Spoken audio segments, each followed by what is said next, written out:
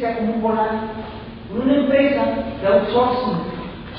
No sé si saben lo que son esas cosas. Las empresas de outsourcing son empresas que se hacen cargo de la planta laboral de otras empresas. Y la propaganda de la empresa es: desembarácese de las molestias, obligaciones laborales. Es decir, viole la ley, nosotros le ayudamos. Esto, que lo hagan público en volante, es un escándalo, porque en cualquier país civilizado, si hay una ley que esté en contra de eso, eso se penaría. Aquí no lo puede pasar. Pero ahora ya lo van a hacer. Esta nueva cultura laboral que han implantado ya la van a hacer legal. Y esto no pertenece efectivamente a los 5 días, donde era válido que la gente trabajara hasta 16 horas diarias. Bueno, la segunda gran reforma importante que tiene que hacer Calderón es la privatización del petróleo industrial. Y esta es una privatización particularmente egoísta. Fíjense, las 3 iniciativas neoliberales fundamentales de Calderón las tiene que hacer Calderón porque los demás gobiernos neoliberales no se atrevieron a hacerlas, porque eran demasiado riesgosas, demasiado impopulares. Y Calderón las está haciendo a rajatabla, con una agravante, que una reforma de este tipo sí las tienen que hacer gobiernos que tienen legitimidad. Este gobierno tiene problemas, por lo menos. Pero el problema de fondo es que son reformas profundamente antipopulares. A todos nos enseñaron que el petróleo era de los mexicanos. Y además, el petróleo ha sido el sostén de este Estado durante décadas. Desde que Cárdenas nacionalizó el petróleo ha servido de palanca de desarrollo para este país, y eso lo sabemos. Lo que está en juego es que nos lo quitan, es que se privatiza. ¿Cómo lo van a hacer? Ahorita vamos a ver cómo lo hacen. Pero déjenme contarles nada más una cosa. Vamos a ver primero qué tan importante es el petróleo para México. Pues el petróleo para México es fundamental. Nada más les voy a dar un dato. Según los datos del propio gobierno, hoy en día, por cada peso que gasta el gobierno mexicano, 40 centavos vienen del petróleo. El 40% de todos los ingresos del gobierno vienen del petróleo. Y les voy a decir una cosa, no siempre fue así. Durante mucho tiempo el petróleo daba el 15%, el 10%, el 5%, de un porcentaje mucho menor, y era lo razonable. Porque había todo un ascendente, el petróleo servía de desarrollo, la palanca de desarrollo para otras empresas, y entonces el petróleo servía para financiar otras cosas, etcétera, y el petróleo se explotaba racionalmente. Pero y además, déjenme decirles una cosa, lo lógico es que el petróleo se use con cuidado. El petróleo es un bien raro. No son muchos los países que tenemos petróleo. México tiene la fortuna enorme de tener petróleo. Y el petróleo es una cosa rara. ¿Saben qué es?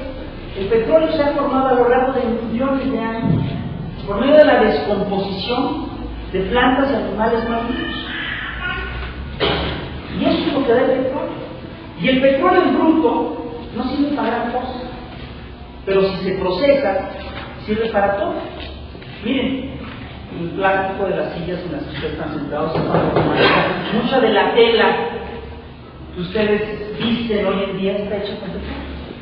Las lámparas, es decir, muchos de los materiales con los que vivimos están hechos de petróleo, porque el petróleo sirve para hacer gasolina, sirve para hacer solventes, sirve para hacer plásticos, sirve incluso para hacer abono. La urea, un derivado del petróleo. Entonces el petróleo sirve para un montón de cosas. Y sin embargo le damos un uso un poco racional. ¿Saben lo que va a decir? El petróleo te da un bien fantástico, es un material fantástico, muy útil, se pasa un montón de cosas. Lo que es lo que hacemos hoy en día con el petróleo, ¿saben lo que hacemos? Lo quemamos.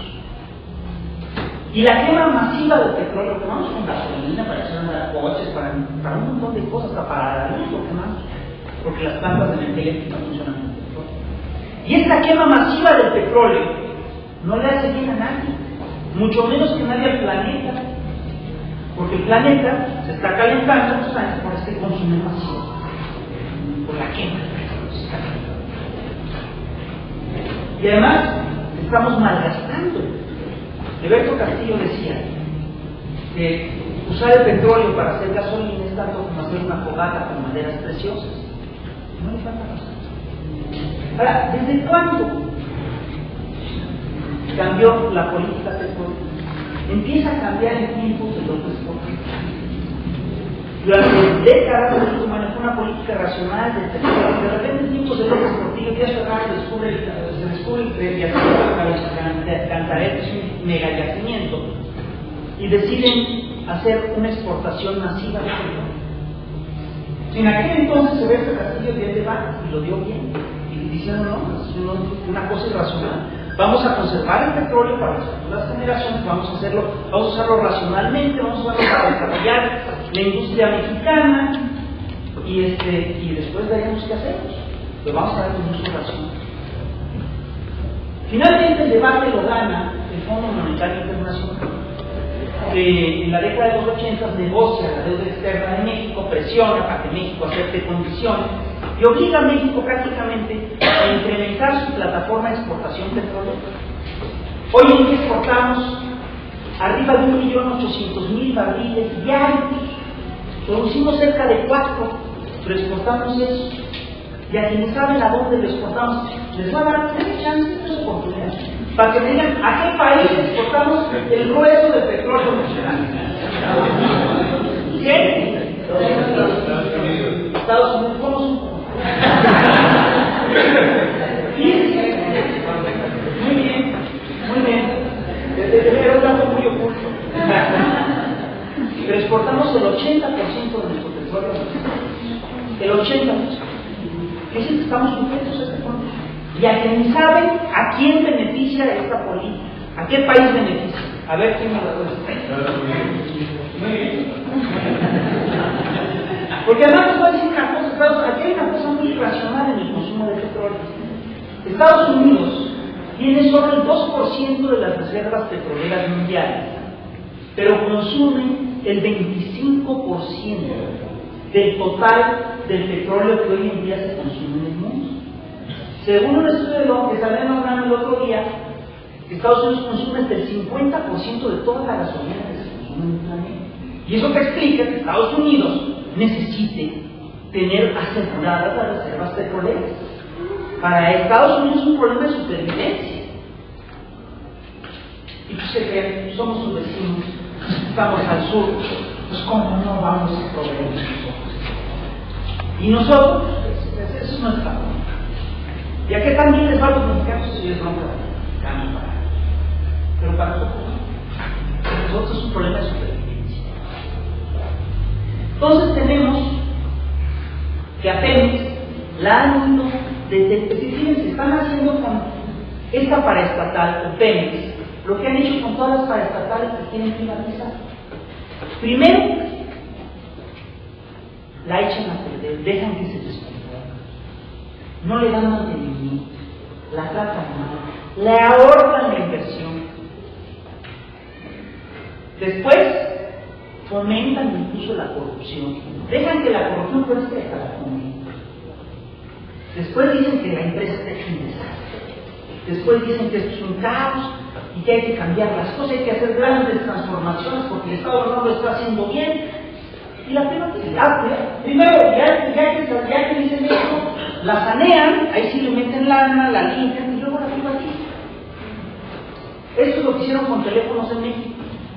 Fíjense, con teléfonos en México, yo toda mi vida viví con teléfonos en México, todo el tiempo tuve un gran servicio con teléfonos en México. Sin embargo, en los 80 empiezan a circular varias tesis, ¿no? Primera, que el teléfono en México es una carga para el Estado, le cuesta al gobierno.